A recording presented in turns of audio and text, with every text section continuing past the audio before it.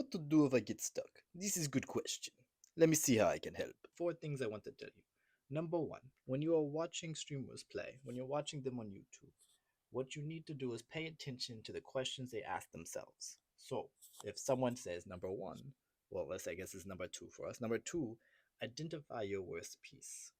So you'll hear streamers say, like, what is my worst piece? How can I improve my pieces? So if a knight's on the first rank, where should I move it where it's more active?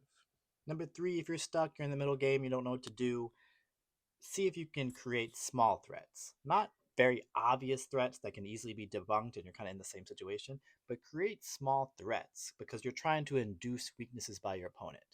So let's say you know for sure this is an equal position, right? You know, whether from computer analysis or it's like an opening and maybe you just like stop following the line, but you know it's equal position, but you don't know what to do. On one hand, yes, if you can create a plan, create a plan. If not, try to create small threats to cause problems in your opponent's position. Number four, be patient. Use prophylactic moves, right? Prevent your opponent from advancing into your position in such a way that causes you problems, right?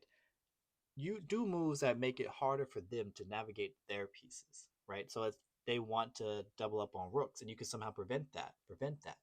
If they haven't castled yet, you can prevent them from castling. So again, when you're watching these YouTubers, pay attention to what the questions they ask themselves and jot those down, especially the ones that are recurring. Number two, identify your worst pieces. So not necessarily pieces that are always in the back rank. Let's say all your pieces have developed, but how can you improve on those pieces? Number three, create small threats, right? Find little annoying things that you can do. For example, you can try to pin a piece so it's more difficult for them to advance. You can attack a piece that's unprotected, like an isolated pawn, something like that, to cause problems for your opponent. Even if it's still like technically equal, force them to have to think about the position, and they're more likely to make mistakes, right? And lastly, be patient and prophylactic. I didn't mention this before, but also you can think about maneuvering your pieces. But when you maneuver your pieces, make sure you're not creating a worse position for yourself. Make sure you're improving your pieces and try to prevent them from doing what they want to do.